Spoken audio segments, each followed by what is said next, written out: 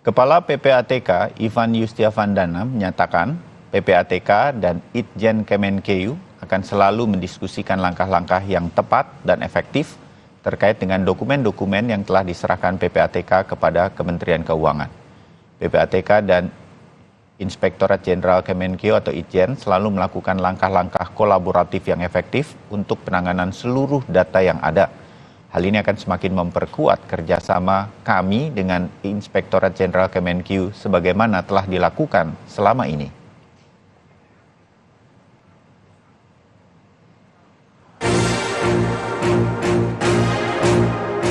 Menteri Keuangan Sri Mulyani bertemu dengan Menko Polhukam Mahfud MD untuk menindaklanjuti dugaan transaksi janggal senilai 300 triliun rupiah di Kementerian Keuangan. Mahfud MD menyatakan laporan transaksi mencurigakan itu bagian dari penegakan Undang-Undang TPPU. Menteri Mulyani itu ya memang itu adanya, itu benar.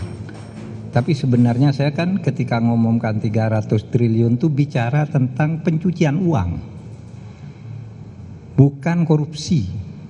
Yang saya katakan itu ingin menegakkan Undang-Undang Tindak Pidana Pencucian Uang. Menindaklanjuti adanya transaksi yang mencurigakan di Kementerian Keuangan, Sri Mulyani menunggu data PPATK dan siap bekerja sama dengan tim pengendalian tindak pidana pencucian uang TPPU. Sampai siang hari ini saya tidak mendapatkan informasi 300 triliun itu ngitungnya dari mana, transaksinya apa saja, siapa yang terlibat. Saya tanyakan kepada Pak Ivan 300 triliun itu seperti apa Mbok? Ya disampaikan aja secara jelas kepada media.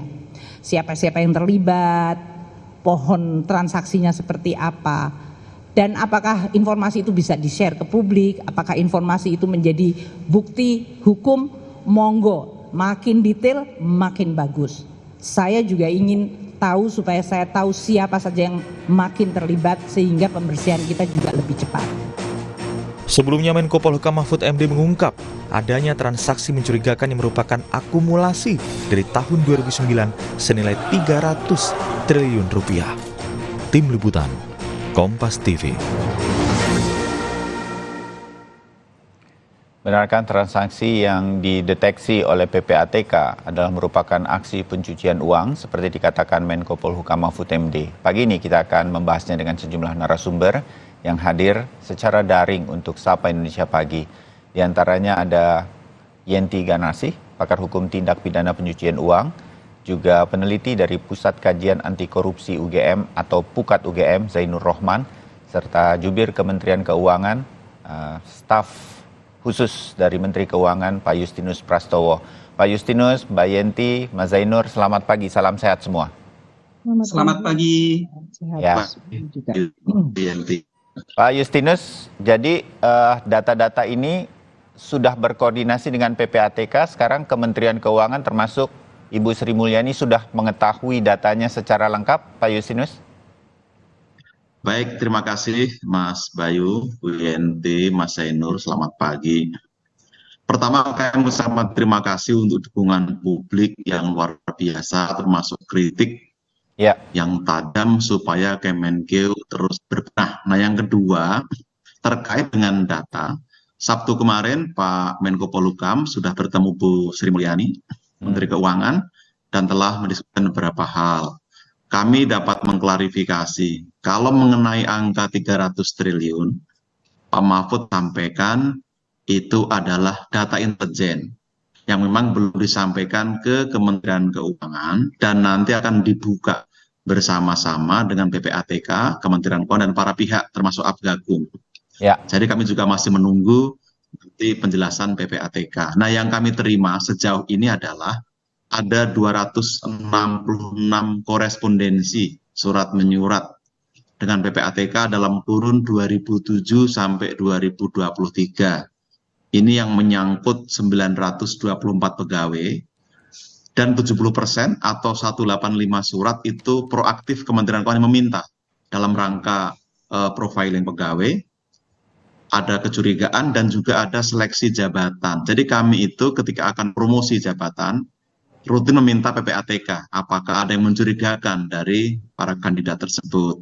Dan dari yang disampaikan PPATK tersebut seluruhnya sudah kami tindak lanjuti, Mas Bayu, Ya. dan sudah ada statistiknya. Yang mendapat hukuman ringan 237 orang, hukuman sedang 217 orang, dan yang mendapat hukuman disiplin berat itu 597 orang. Itu total dari berbagai kasus termasuk yang dari PPATK ini. Jadi sejauh yang kami korespondensikan sudah tindak lanjuti. Nah, untuk yang 300T kami menunggu nanti ada rapat-rapat lanjutan untuk membahas ini secara lebih rinci. Oke. Jadi pada intinya sudah berjalan apa yang selama ini kan orang beranggapan di Kementerian Keuangan nggak terjadi apa-apa. Sebetulnya terjadi ini. Ada hal-hal yang mencurigakan. Bahkan Kementerian Keuangan sudah meminta data-data sedemikian rupa kalau ada yang mencurigakan dan sanksi-sanksi sudah diberikan. Nah, temuan-temuan seperti PPATK ada 300 triliun ini ditindaklanjuti. Oke. Mas Zainur, teman-teman dari luar Kementerian Keuangan, Pukat UGM, Mbak Yenti secara pribadi juga, kita pastikan akan mendukung upaya bersih-bersih di Kementerian Keuangan dan dipimpin langsung nih.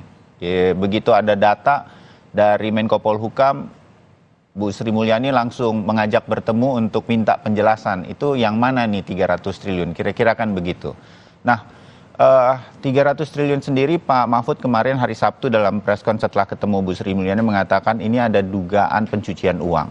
Nah, Mas Zainur, ini tuh sedemikian rupa, oke, ini masih data intelijen, kita pasti akan menemukan, mendapatkan penjelasannya nanti. Tapi data-data seperti ini bagaimana bisa dipakai sedemikian rupa untuk bisa bersih-bersih di Kementerian Keuangan, menurut Mas Zainur? Ya, tentu data 300 triliun itu menurut saya juga bukan main-main ya. Meskipun masih bersifat data intelijen mungkin dari Financial Intelligence Unit, dalam hal ini adalah PPATK. Ya. Penggunaannya untuk pembersihan di Kementerian Keuangan tentu dengan dua jalur. Yang pertama adalah penindakan secara hukum pidana melalui penegakan Undang-Undang Tindak Pidana Pencucian Uang dan juga mungkin tindak pidana korupsi, yaitu menegakkan Undang-Undang Tipikor. Yang kedua adalah tentu dari sisi jalur etik administratif menggunakan PP disiplin PNS. Dan kita tahu memang Kementerian Keuangan selama ini adalah salah satu kementerian yang paling disiplin di dalam menegakkan kode etiknya. Nah, di dalam peraturan Menteri Keuangan 2018 misalnya itu juga ada ketentuan-ketentuan tentang disiplin kode etik perilaku pegawai Kementerian Keuangan yang juga sangat keras. Belum kita bicara soal PP disiplin PNS yang berlaku untuk semua PNS. Nah, tentu dari dua jalur itu, jalur hukum pidana dan yang kedua adalah hukum administrasi, menurut saya ini momentum yang sangat tepat gitu ya. Kalau momentum ini memang momentum yang ditunggu-tunggu oleh publik penyelesaiannya. Ya, kita tidak ingin isu 300 triliun ini sekadar menjadi penghias isu di media massa. Kita ingin ada langkah-langkah yang jelas, terukur, dan juga ada hasilnya ya dari sisi pidana dan dari sisi administrasi penegakan disiplin PNS. Nah, tadi kalau ditanya bagaimana cara menggunakannya, tentu yang pertama aparat penegak hukum gunakan informasi intelijen dari PPATK tersebut untuk memulai memproses dari sisi hukum pidananya. Tentu akan memulai dengan mencari tindak pidana asal karena TPPU mau tidak mau harus tahu tindak pidana asalnya apa dulu. Karena tidak mungkin tanpa tindak pidana asal. Meskipun tidak harus dibuktikan terlebih dahulu. Kalau tindak pidana asalnya korupsi, KPK masuklah. Tapi kalau tindak pidana asalnya bukan korupsi, ya serahkan kepada kepolisian menurut saya. Dan nanti bisa berbagi dengan aparat penegak hukum yang lain. Nah, dari sisi disiplin PNS, kan kita tahu ya ada instrumen LHKPN. Di dalam PP disiplin PNS, tidak lapor LHKPN yang juga bisa diterjemahkan laporannya tidak akurat, tidak benar, tidak jujur, itu juga merupakan pelanggaran berat terhadap aturan disiplin PNS yang pelanggaran berat tersebut bisa berakibat pada pemberhentian seperti kemarin dilakukan oleh Kementerian Keuangan terhadap saudara RAT.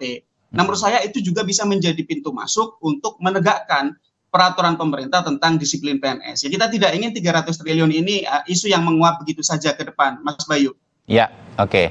Mbak Yenti, bisa ditambahkan supaya isu 300T ini betul-betul nanti tidak begitu saja menjadi sebuah isu dan nggak jadi apa-apa? Apalagi yang mungkin harus dilakukan supaya ini benar-benar data ini tuh nanti bisa jadi momentum bagi kita semua, terutama di Kementerian Keuangan.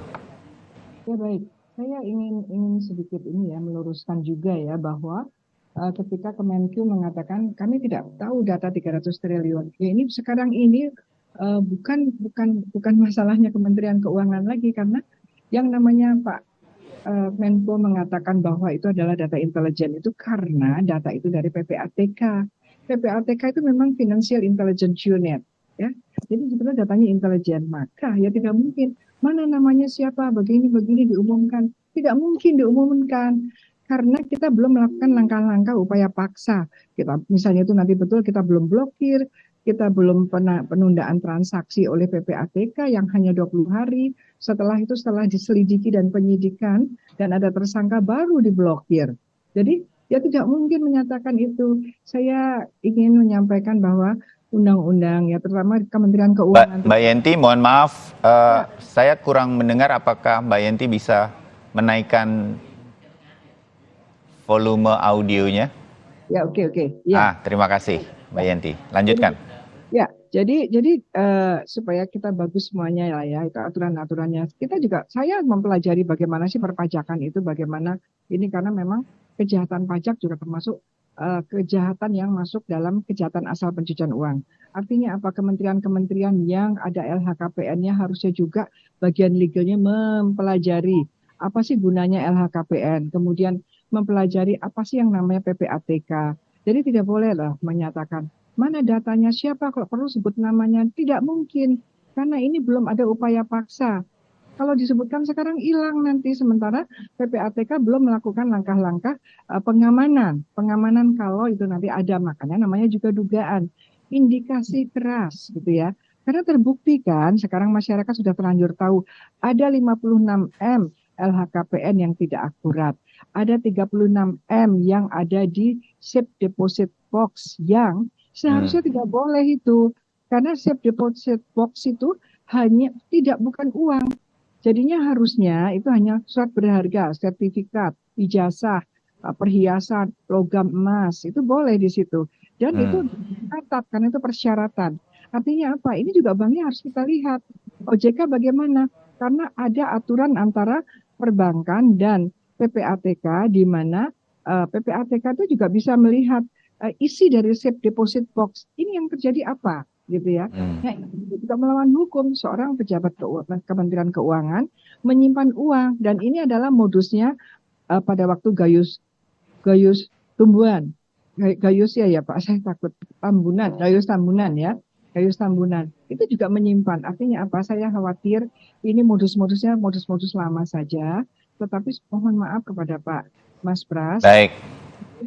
Pengawasannya ini yang kurang sehingga ada kesan di masyarakat itu ada pembiaran. Ini yang harus dijawab oleh kementerian dengan tata kelola. Bagaimana mengawasinya, begitu. Mengenai pengawasan ya. Baik, Mbak Yenti. Saya break sebentar untuk kemudian nanti kembali lagi setelah jeda. Tetap bersama kami.